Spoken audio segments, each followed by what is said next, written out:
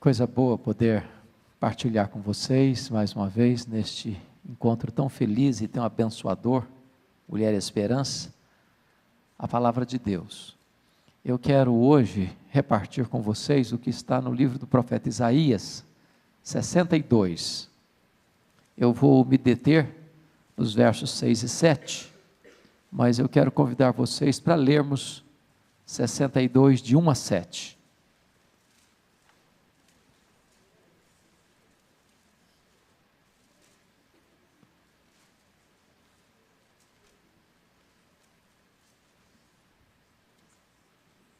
Isaías 62, de 1 a 7.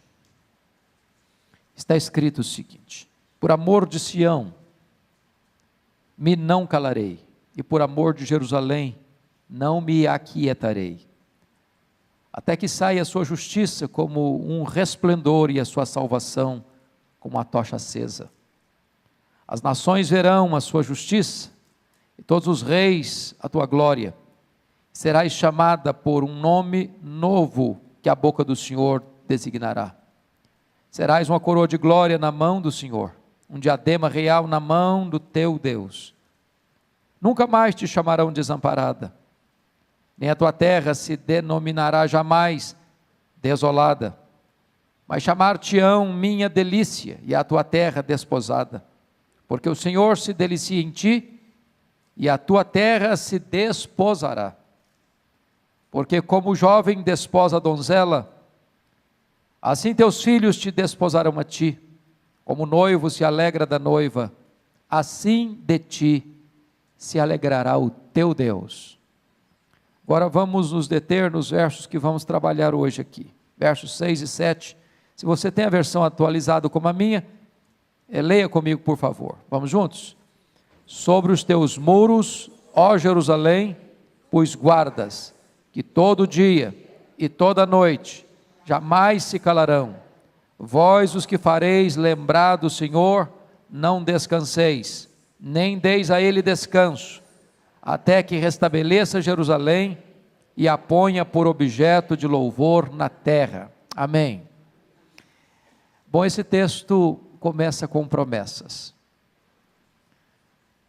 E o contexto aqui é de uma Jerusalém desolada, e Jerusalém aqui é um emblema, é um símbolo do povo de Deus, é um símbolo da igreja, e nesta tarde eu gostaria que nós encarássemos como um símbolo da nossa família.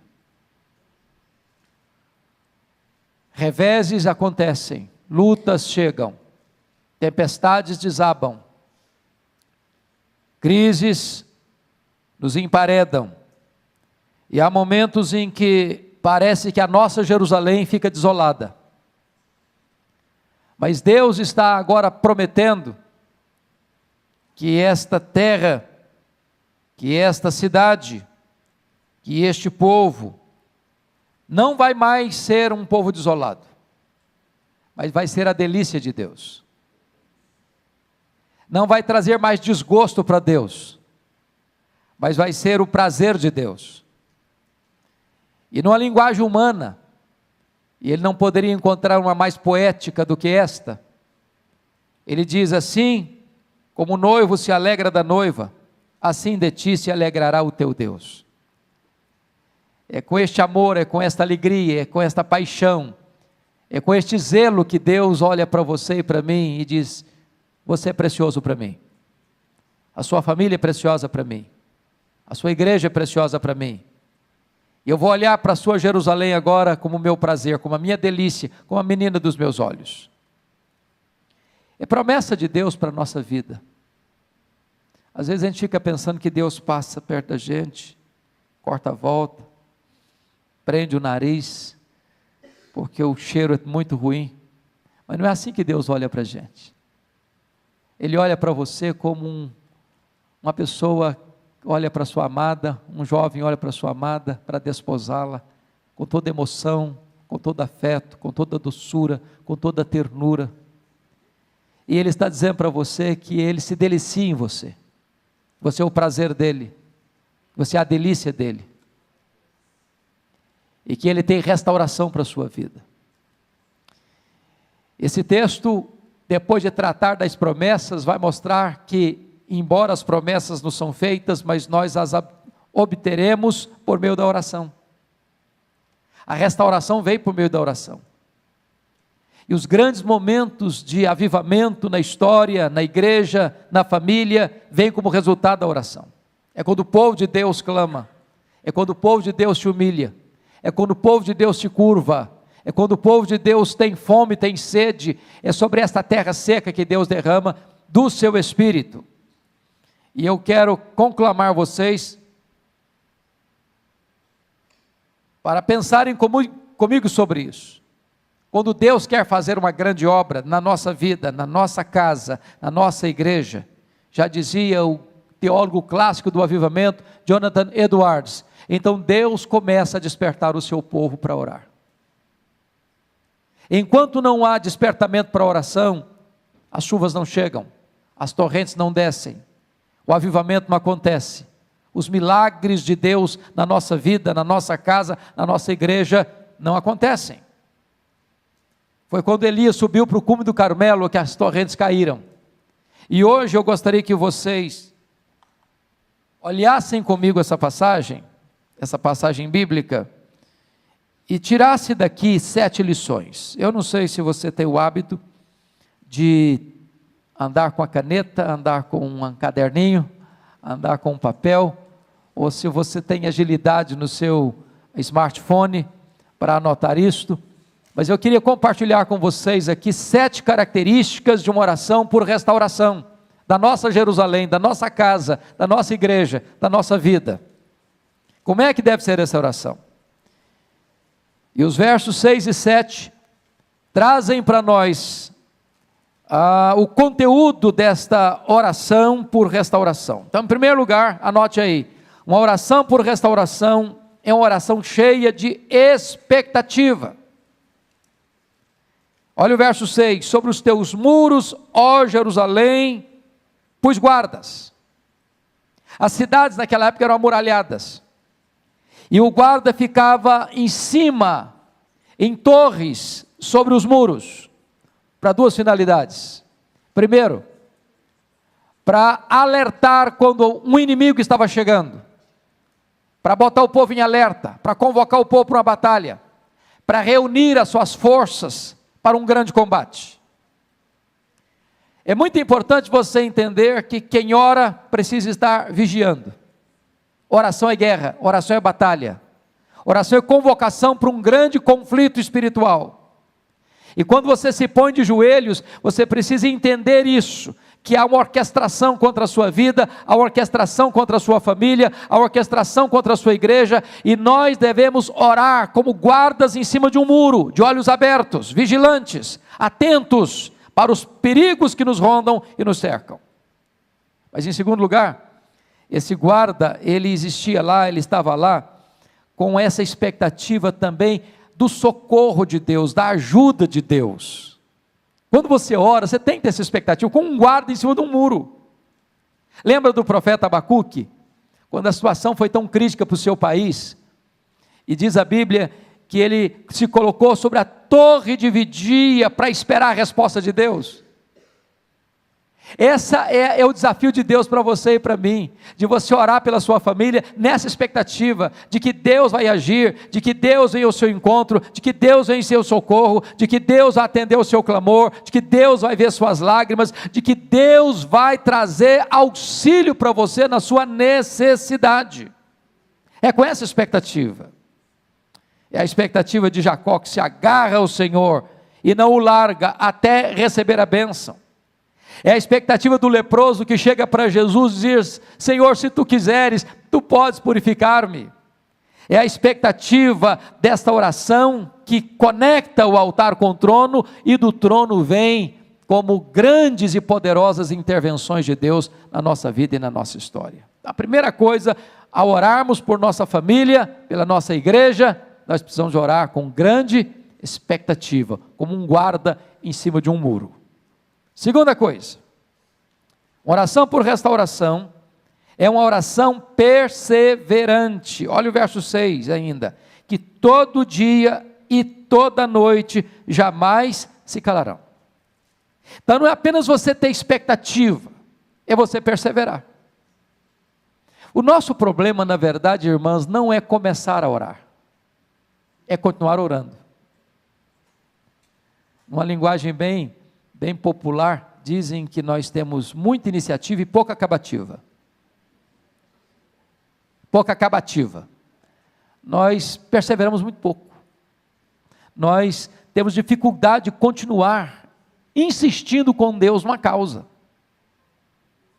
Jesus Cristo, lá em Lucas 18, nos falou sobre a necessidade de orar sem cessar e nunca esmorecer. O apóstolo Paulo, lá em 1 Tessalonicenses 5,17, ele diz: orai sem cessar. Isaías está mostrando aqui para nós, que nós somos como esses guardas, que todo dia, toda noite, jamais se calam. Já pensou você, um guarda, na torre de sentinela, chegando o perigo, e ele calado? Botando em risco toda a população que estava dentro dos muros, porque não deu sinal. Oração, minhas irmãs e meus irmãos, tem que ter essa vigilância perseverante. Não dá para cochilar, não dá para retroceder, não dá para parar no meio do caminho, não dá. Por que o Pentecostes chegou? É porque Jesus Cristo disse para os seus discípulos assim: permanecei na cidade até que. E eles entraram para o cenáculo, e diz a Bíblia que todos, unânimes, oraram perseverantemente. E a Bíblia não diz que Jesus diz: olha, esperem 10 dias. Aconteceram 10 dias, mas Jesus não disse fica até 10 dias, podia ser um mês, podia ser um ano, até que. É com essa perseverança que nós devemos orar. Quantas vezes desistimos de orar por uma causa, por um filho, por uma filha, pelo casamento, pelo namoro, pelo emprego, pela igreja, pela vida espiritual, pela nossa necessidade, e às vezes desistimos no limiar da bênção, no limiar da vitória. É preciso perseverança. Querem um exemplo? Eu não sei quantas de vocês já leram o livro Reavivamento na África do Sul, mas os estudiosos dizem que aquele avivamento coreano do século passado começou com a reunião de oração meio-dia. De repente, quem liderava essa reunião, depois de um mês de oração, ele chegou para os irmãos que estavam reunidos e olha, vamos parar. Nós já oramos um mês, não aconteceu nada, então nós temos uma agenda muito intensa, temos visitas para fazer, temos pessoas para assistir, temos sermões para pregar, temos trabalho para realizar, então vamos voltar à nossa atividade normal. Aí brota de dentro do grupo que estava orando já um mês, sem ver nenhum sinal do favor de Deus, então vamos perseverar, e foi nessa perseverança que de repente os céus se fenderam, e o Espírito Santo desceu com grande graça e poder sobre aquela igreja, e até hoje você vê os sinais deste avivamento, porque lá nenhuma igreja é organizada sem ter uma reunião diária de oração. Então é preciso perseverar. Você não sabe o tempo de Deus, você não sabe a hora que Deus vai endereçar para você aquela vitória que você está pedindo, aquele anseio da sua alma que você tanto anela no coração. Então persevere, todo dia e toda noite, jamais se calarão. Não desista, não retroceda, não esmoreça, não desanime, persevere. Terceira verdade que nós podemos, terceira lição, a oração por restauração, em terceiro lugar, é uma oração ousada, fundamentada nas promessas de Deus. Olha o verso 6 ainda, vós os que fareis lembrar do Senhor. O que significa isso? Oração é lembrar a Deus o que Deus falou e prometeu em sua palavra. E eu pergunto a vocês, Deus precisa ser lembrado? É claro que não. Deus tem memória curta? É claro que não. Deus se esquece de alguma coisa? É claro que não. Mas quando Deus nos orienta a lembrá-lo do que Ele falou, não é Deus que está precisando de ser lembrado, somos nós que precisamos nos lembrar do que Ele nos prometeu. Porque oração é exatamente falar para Deus, falar: Deus, eu estou pedindo o que o Senhor prometeu. É orar as promessas de Deus, é orar a palavra de Deus, e orar as promessas de Deus, e pedir para Deus aquilo que Ele já prometeu na sua palavra, é ter a convicção de que você está orando segundo a vontade de Deus, porque Ele vela pela sua palavra em a cumprir. Ele não deixa que nenhuma das suas promessas caia por terra. Em todas elas nós temos o sim e nós temos o amém. Louvado seja Deus por isso. Se vocês fizerem um exercício de examinar as orações registradas na Bíblia, vocês notarão que a vasta maioria delas foram orações feitas, fundamentadas nas promessas de Deus. Foi assim com o rei Ezequias, foi assim com o rei Josafá, foi assim com o profeta Daniel, foi assim com Neemias. Eles começam a orar dizendo: Deus, tu falaste, tu prometeste, a tua palavra diz. E quando você ora assim, você ora com ousadia, você ora na convicção de que você está pedindo algo que é da expressa vontade de Deus, porque Deus não deixa a sua palavra e as suas promessas caducarem. Vocês acham que Deus está interessado na salvação da nossa família? Vocês acham que Deus se interessa pela salvação dos nossos filhos? Vocês acham que Deus se interessa pela harmonia do nosso casamento? Vocês acham que Deus está interessado na salvação de toda a nossa casa? Promessa dEle. Nossos filhos são herança dEle.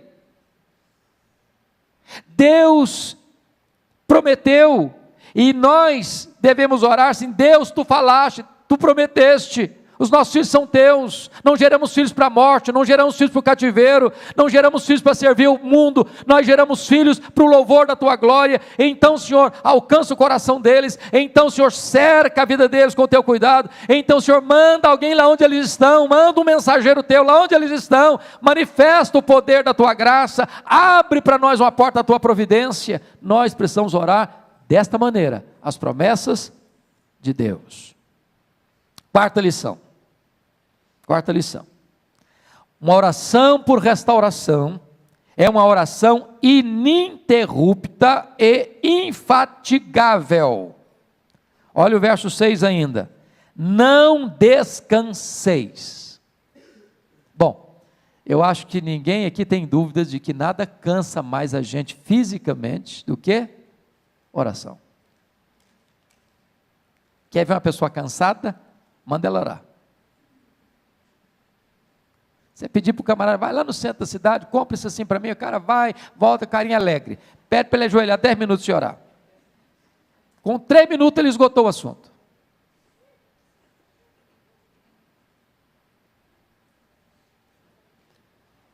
Não descansei. Sabe o que significa, amadas irmãs? Oração é batalha, é guerra, produz fadiga, produz esgotamento. E o texto está dizendo o seguinte: não permita que o seu corpo seja um impedimento para você prosseguir. Não afrouxe as suas mãos, não ensarilhe as suas armas. É preciso tenacidade para não retroceder, é preciso disposição para não se acomodar. Veja comigo como é que Jesus orou no Getsemane. Quem pode dar para mim algumas características da expressão corporal de Jesus ao orar ali no Getsemane? Primeiro, suava. Agora, estava frio ou estava quente? Você tem plena certeza que estava frio. Por que você sabe que estava frio? Porque naquela mesma noite que ele foi preso, lá no pátio da casa do sumo sacerdote, para onde ele foi levado, tinha o que lá? Uma fogueira. E o Pedrão ficou bem perto do fogo para quê? Se aquecer. Se tivesse calor, ele ia procurar um ventilador. Estava frio. Ele estava suando. Segundo, ele estava chorando, convulsivamente, diz Hebreus 5:7, oferecendo forte clamor e lágrimas. Terceiro, ele estava suando sangue. Às vezes, meus irmãos, a nossa oração é tão rasa, é tão superficial, é tão epidérmica, é tão vazia, que nem os lábios a gente abre. Nós não botamos o corpo, não botamos a alma, não botamos a força, não botamos energia, não botamos o nosso ser por completo nessa oração. Não descanseis. Eu fico olhando alguns exemplos bíblicos, como o exemplo de Ana. A postura da Ana de derramar a alma era tão forte que ele pensou que ela estava bêbada. E eu fico imaginando o seguinte: até que ponto nós estamos tendo esse ato físico, corporal, de gesto, de atitude na oração, que nós poderíamos dizer: eu estou derramando a minha alma. Não descansar significa que você vai perseverar nessa busca, não importa quanto tempo vai levar. Ambrósio, um dos pais da igreja, disse acerca de Mônica, mãe de Agostinho de Hipona, depois que ela orou por ele 30 anos. Ô, gente, não é brincadeira não orar por alguém 30 anos. Não é verdade? Não dá vontade de desanimar não? Falou: Deus, eu já fiz o que o senhor tinha que falar, já falei, senhor, agora é com o senhor, agora não vou falar mais não. Esgotou meu repertório. 30 anos. E Ambrósio disse: um filho de tantas lágrimas jamais poderia se perder. Não descanseis. O missionário David Brainerd, que foi chamado por Deus ainda jovem para trabalhar com os índios, peles vermelhas, antropófagos, canibais, no meio da selva, nas noites geladas, muitas vezes ele suava a camisa. E quando os índios vinham espreitar para matá-lo e comê-lo, porque eram canibais, viam-no estirado sobre a neve, chorando e clamando a Deus pela salvação deles. E ele perseverou infatigavelmente nesta oração, até que o Espírito Santo foi derramado para a salvação daqueles índios. E um grande avivamento ali aconteceu. Não descanseis. Jesus contou uma parábola interessante de um amigo, de um homem que chegou, um amigo na casa dele, meia-noite. E era a cultura do judeu, ao hospedar alguém, ter provisão para esse alguém. É uma questão de bom senso, de fidalguia, ou de ser um bom hospedeiro. Ele não tinha pão, ele foi para casa do amigo dele pedir pão. Para mim empresta 3 pães. Falei: eu estou dormindo, cara, eu não vou levantar não. Não, mas eu não posso ir embora sem os pães. Não, mas eu não vou levantar agora. E o cara ficou insistindo, até que a pessoa levantou e atendeu o pedido dele. É claro que Jesus está contando essa parábola por contraste, porque Deus não é esse Deus que está dormindo, que está com dificuldade de levantar da sua cama, que está já acomodado e não quer atender porque está tarde da noite. Não, esse Deus está pronto, o ouvido dele está aberto, a mão dele não está encolhida, o coração dele está disposto. Mas quando Deus nos faz perseverar na oração, a ponto de ser uma oração infatigável, não é porque Deus é indiferente, quer tratar com a gente. É com você, é comigo que Ele quer tratar. É por isso que a Bíblia diz: não descanseis. Então você não está dispensada, você não está dispensado de continuar intercedendo pela sua família, pelos seus filhos, pelo seu marido, pela sua esposa, pela sua parentela, pela sua igreja. Persevere. Não deixe a peteca cair. Não jogue a toalha, não ensarilhe as armas. Não descanseis. Quinta lição desse texto: oração por restauração. Em quinto lugar, é uma oração importuna e ousada. Olha o verso 7. Nem deis a Deus descanso.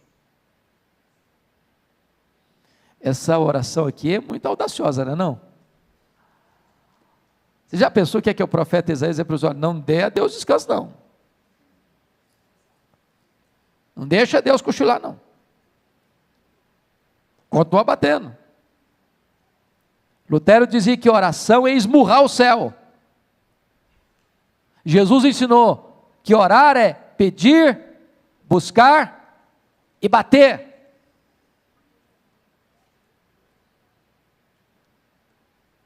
Orar é você chegar a Deus. Estou aqui, Senhor. Aí, mas, Senhor, estou aqui de novo, Senhor. Aí, Senhor, ó. Ó Deus, ó, o Senhor está lembrado? O Senhor prometeu, né? Estou aqui de novo.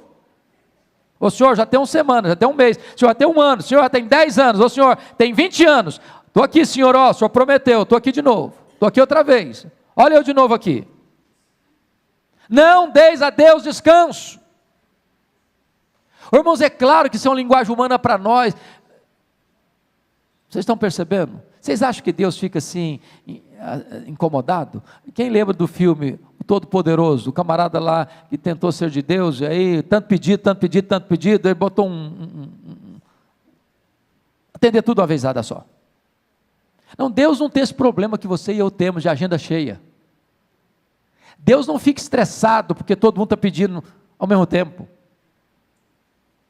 Mas quando o profeta diz, não deis a Deus descanso, é que Deus quer nos ensinar o seguinte, que Deus tem prazer quando você chega para Ele e diz, Deus, eu estou aqui, Tu prometeste, é a Tua palavra, é a Tua promessa, eu preciso, eu necessito, eu careço, Senhor, olha para mim, olha para minha casa, olha para o meu casamento, olha para o meu filho, olha para minha filha, olha, meu Deus, para minha família, estou aqui, Senhor, Tu sabes que eu estou sofrendo, Tu sabes, meu Deus, a minha necessidade, a minha angústia, meu Deus, olha aqui, eu estou aqui. É Deus quem nos orienta a fazer isso. Não deis a Ele descanso. Lembra do Jacó? Eu acho maravilhosa a figura do Jacó. A Jacó grudou no anjo, que o anjo era o próprio Deus. Eu não te deixarei ir se tu não me abençoares. É assim que você deve orar. Lembra do Moisés, quando está orando pela nação rebelde? Senhor, perdoa esse povo, senão o Senhor risca o meu nome do livro. Ou uma coisa ou outra. É com essa audácia e com essa humildade é que ele chega diante de Deus. Eu fico impressionado com a oração de Abraão em favor de Ló e da família de Ló, quando a cidade de Sodoma estava sendo destruída. Você insistir com Deus, Senhor, se tiver lá tanta gente, e se tiver tanto, e se tiver tanto, e se tiver tanto, e se tiver tanto, e Deus, não, eu vou atender. Ele parou de orar, porque se ele tivesse continuado, Deus continua respondendo. Não deis a Deus descanso. Eu acho que vocês já leram sobre o avivamento dos Estados Unidos do século XIX, e para nós esse avivamento é muito importante, porque começa com um homem que era um comerciante, Jeremias Lampier, e ele era um vendedor, e depois ele foi nomeado como missionário urbano, e esse missionário, Jeremias Lampier, teve uma ideia, vou escrever um folheto, e vou distribuir perto do hotel, onde se reunia com os comerciantes, e distribuiu, e convidou as pessoas para virem para uma reunião de oração, meio-dia no hotel. Na primeira semana vieram 40 pessoas, em 6 meses, tinham 10 mil homens de negócio orando por avivamento nos Estados Unidos. A reunião de oração parecia que se estendia para o país inteiro. Um dia um homem fez uma viagem de 800 milhas de trem, disse, hoje eu vi uma reunião de oração de 800 milhas. O país inteiro estava orando. 2 milhões de pessoas convertidas. E foi exatamente deste avivamento que veio para cá o nosso missionário, Ashbel Green Simonton. Então prestem bem atenção nisso, minhas irmãs, a necessidade de você insistir com Deus no seu pedido. Não deis a Deus descanso. Sexta lição desse texto. Uma oração por restauração da nossa vida, da nossa família, da nossa igreja, é uma oração que não desiste, nem abre mão da resposta. Olha o verso 7. Não deis a ele descanso até que restabeleça Jerusalém. Se você gosta de grifar na sua Bíblia, grife essa frase aí, até que.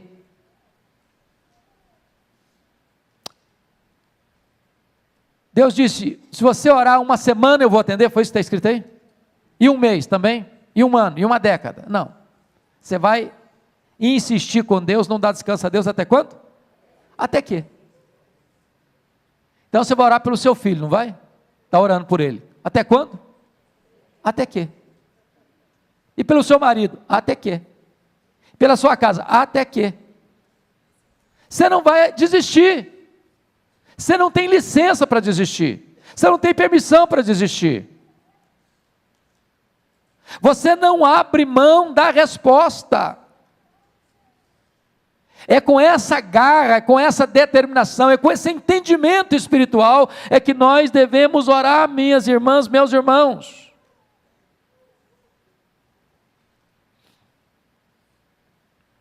O avivamento na África do Sul demorou 12 anos.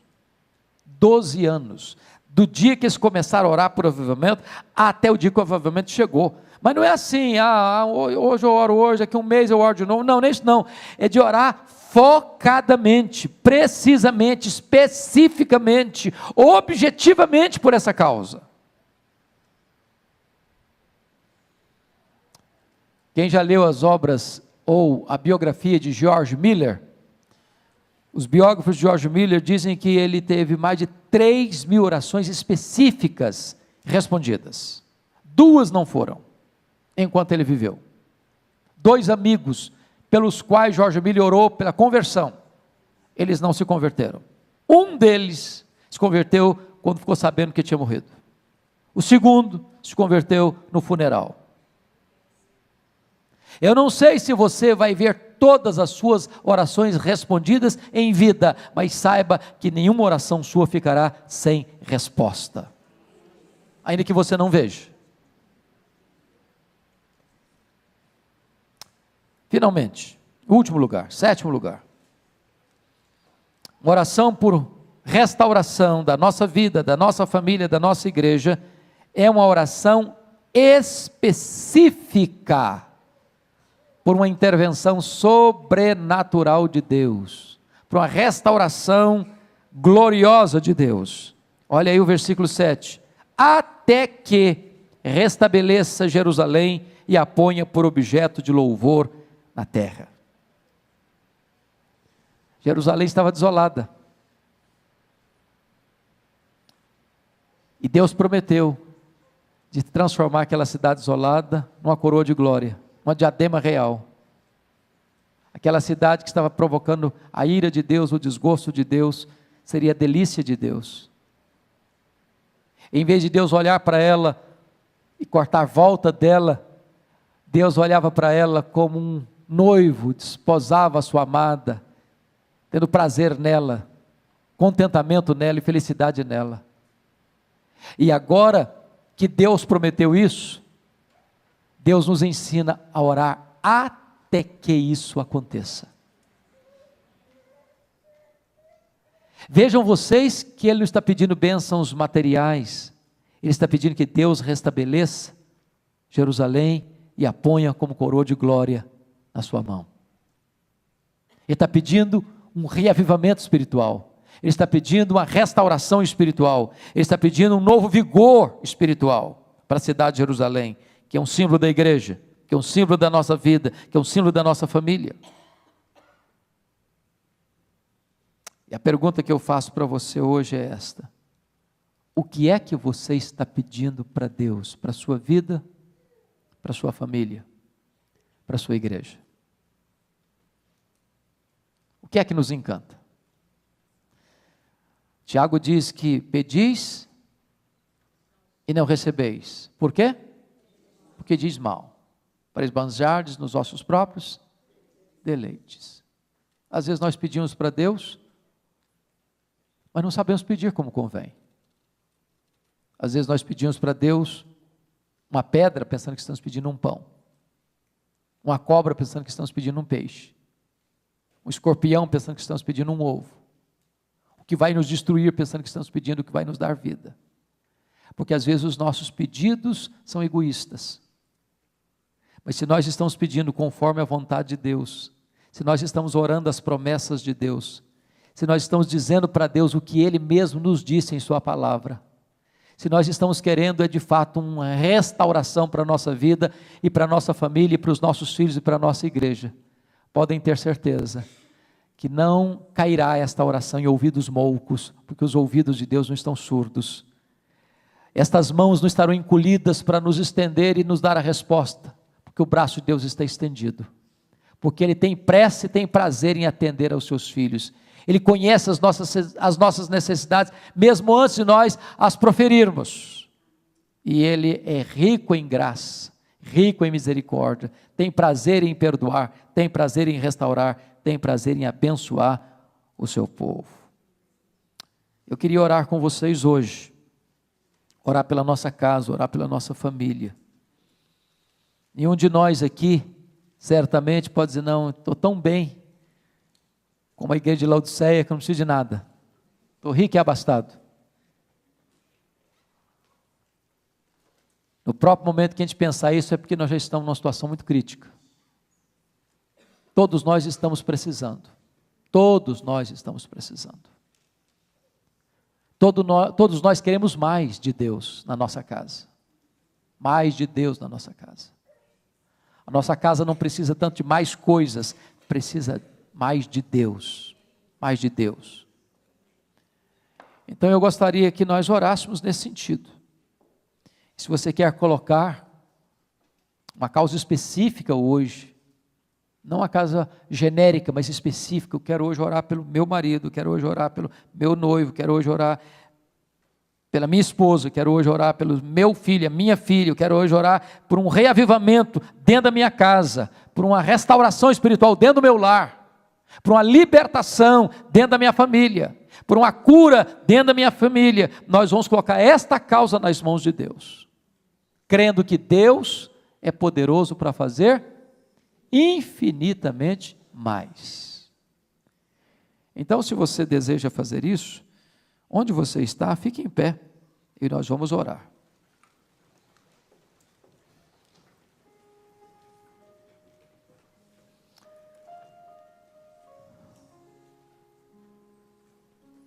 Senhor Deus, Tu és maravilhoso, Tu és revestido de glória e poder, Tu és fiel a Ti mesmo, fiel à Tua própria palavra, fiel às Tuas próprias promessas. Nós estamos aqui cheios de esperança, porque a esperança que temos não emana de nós mesmos, não procede do braço da carne. A esperança que nutrimos na alma emana da Tua própria palavra, palavra viva, palavra poderosa, palavra que não pode falhar. Nós não estamos endereçando a nossa oração a um ídolo mudo, a um Deus pagão. Nós estamos nos dirigindo a Ti, Deus, Criador dos céus e da terra, aquele que tem o controle da história nas mãos, aquele que olha do céu e contempla o povo a quem Tu amaste desde a eternidade. Glória ao Teu nome, porque nós fomos amados, atraídos por Ti, transformados por Tua graça. E hoje, nesta tarde, o que nós pedimos é restauração, é um reavivamento para a nossa alma, um reavivamento para o nosso coração, para a nossa família, para a nossa casa, nossa família, Senhor. Meu Deus, vá ao encontro do marido, vá ao encontro da esposa, vá ao encontro do filho, da filha, Vá ao encontro do pai, da mãe, em nome de Jesus. Vá ao encontro do irmão, da irmã, do tio, da tia, do avô, da avó. Traz salvação para a nossa família, Senhor. Aqueles que estão cativos, liberta-os. Aqueles que estão longe, os pródigos, traz-os de volta à tua casa. Aqueles que estão desviados, toca o coração deles. Aqueles que estão vivendo, meu Deus, apáticos, uma vida mundana, meu Deus, abre os olhos da alma e mostra a eles o banquete da graça.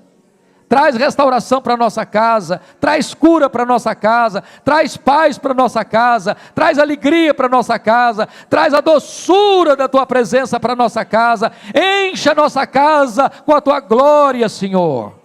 Bendito é o teu nome, porque tu és o Deus que responde orações.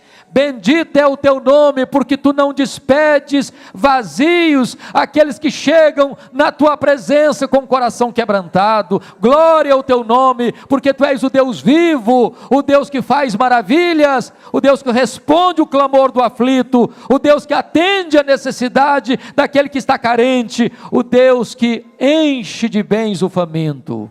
Louvado seja o teu nome, por esta gloriosa e bendita hora de oração. Glória ao teu nome, pelas pessoas que vieram a esta tarde aqui buscar a tua face, que ao voltarmos para casa, Senhor, voltemos como Ana um dia voltou, com brilho no rosto, com a promessa da vitória nas mãos. Louvado seja o teu nome, em nome de Jesus, aleluia, amém, amém, louvado seja Deus.